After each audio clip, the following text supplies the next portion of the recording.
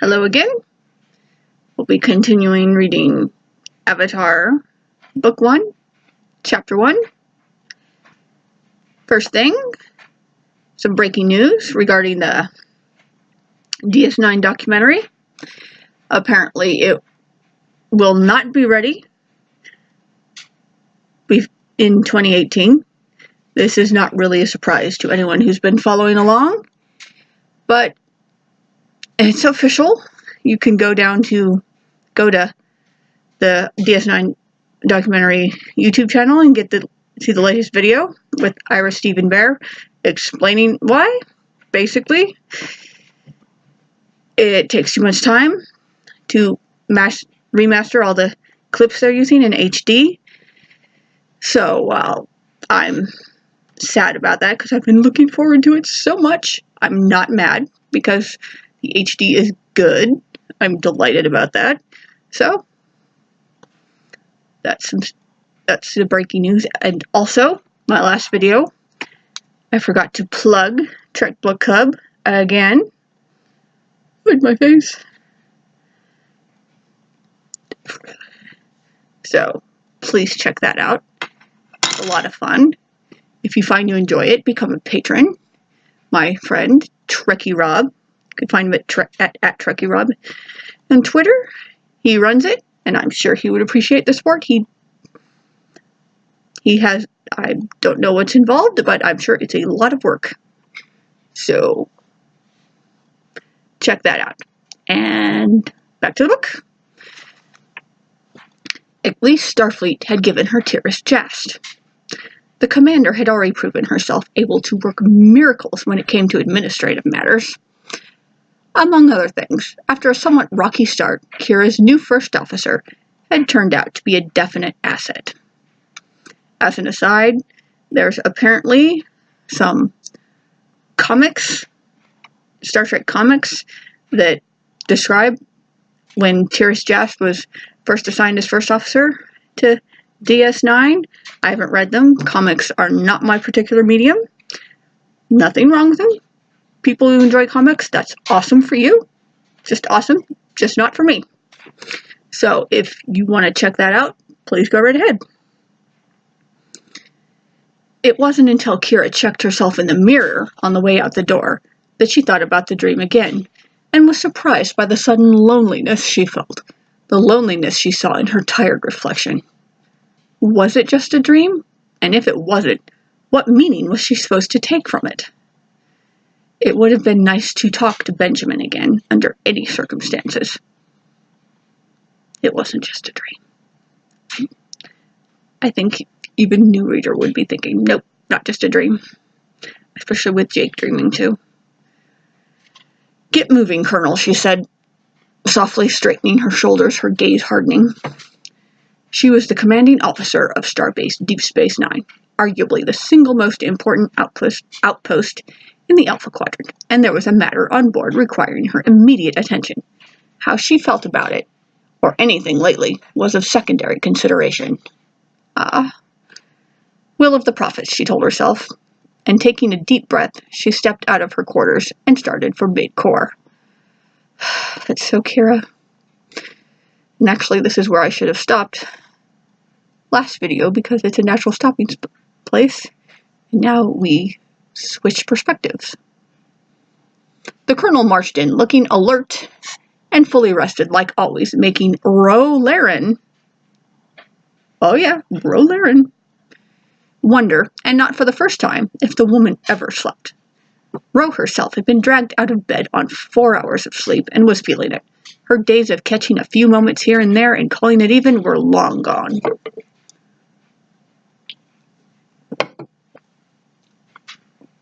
Report, Lieutenant. Brisk and efficient, undoubtedly Kira's finest qualities. Ro could respect her at least. Too bad it didn't seem to be mutual. At this point, it appears to be a botched robbery attempt, Ro said. 2 dead, the victim and the perpetrator, both Bajoran civilians. Dr. Bashir is conducting the autopsy. Where did it happen? Kira interrupted. The attack. Promenade, in front of Quark's. I've got people talking to the witnesses now. The colonel's eyes had narrowed slightly, and Ro hurried on, remembering their last terse encounter. There was a strong security presence in and around Quark's, as you suggested, but it didn't seem to matter. He stabbed the woman in front of a crowd, took her bag, and ran. 2 of my deputies chased him to the 2nd level, where he attempted to jump one of the railings. He fell badly. He died. Kira nodded. Who was he? We don't have an ID yet. He came to the station yesterday, and apparently he was using a false name. He wasn't much of a thief, whoever he was.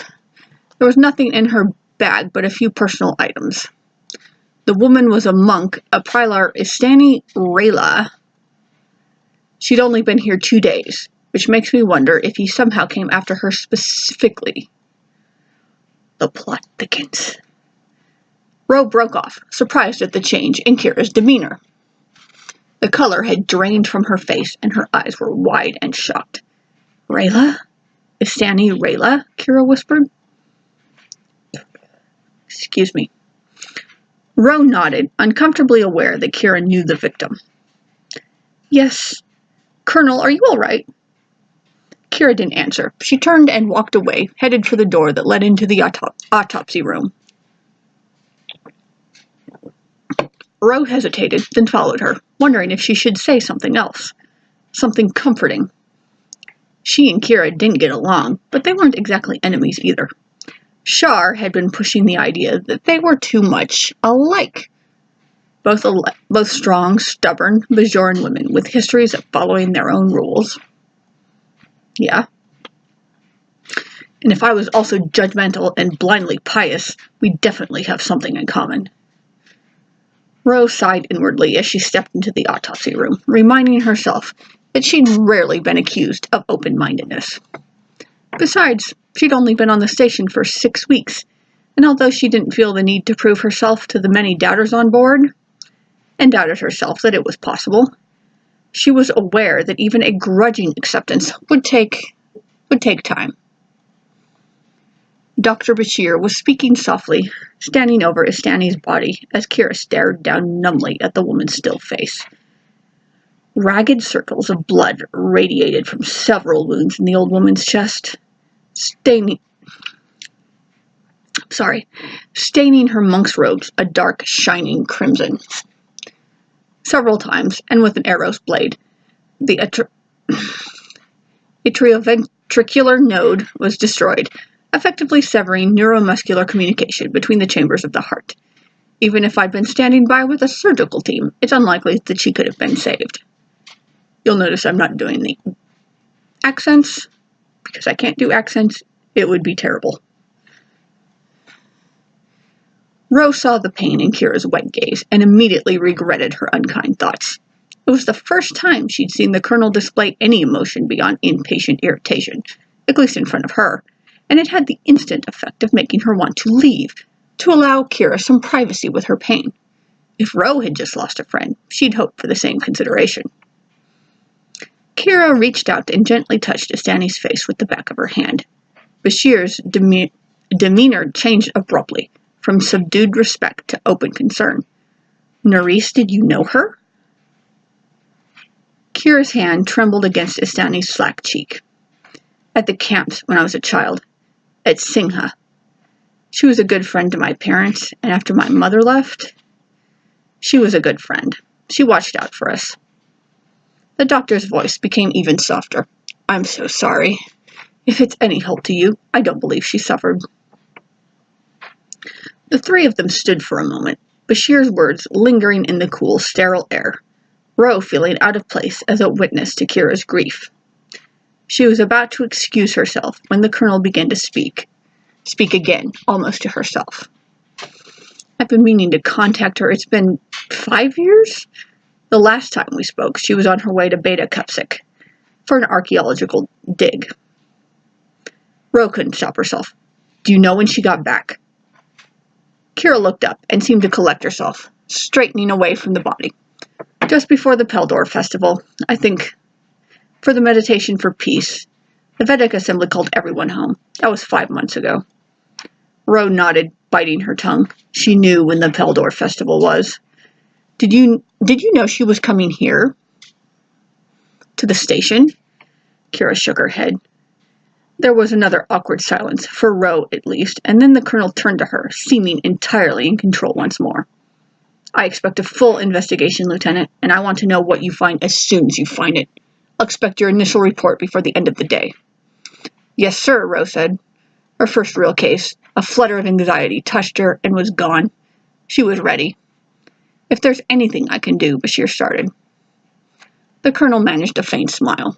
Thank you, Julian. I'll be fine.